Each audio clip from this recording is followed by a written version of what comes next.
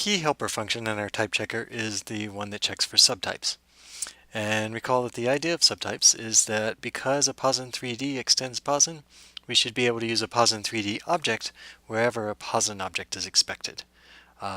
Since Posn extends object, then we should be able to use a Posn instance wherever a generic object is wanted. Since there are no fields or methods on an object, on the object class, something that's used as type object, we won't be able to call any fields or methods in it, but that means all Posns will work, and by transitivity, any Posn 3D can also be used as an object. In general, we have classes with extending classes, and these extending classes are the subclasses. And so if we ask a question like, is Posn as a type a subtype of the type object, then the answer is yes.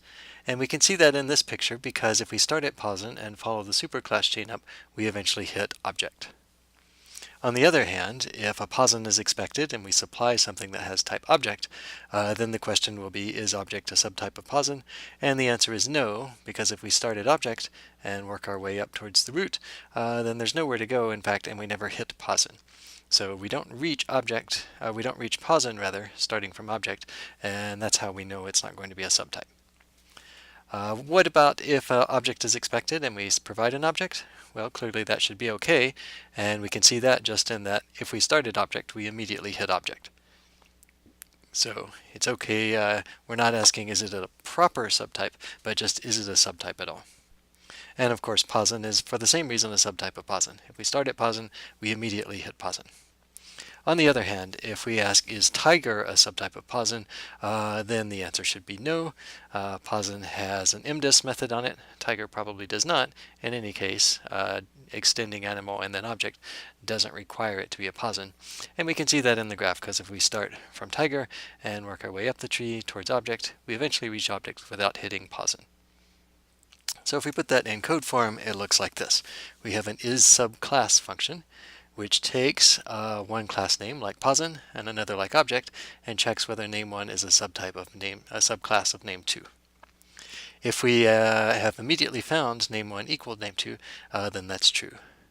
Otherwise, is this name1 where we're walking up the tree, if we've hit the object class and it wasn't the class already, name2 that we were looking for, then the answer must be false. We didn't hit name2. Otherwise, we keep searching. We find the name1 class declaration, we get its superclass name, and we recur asking whether supername is a subclass of name2. That's the is-subclass function. Now the is-subtype function needs to take two types, one of which might be the num type, or both might be the num type. So if num is expected and we have a num type, then that should be okay. Otherwise, if they're both object types, that's when we use subclass. And if one is an object type and the other one is not an object type, then we get a false back either here, or if we have a numt and an obj, we get a false back here. On the other hand, if we have both num and num, then we'll get a true back right here.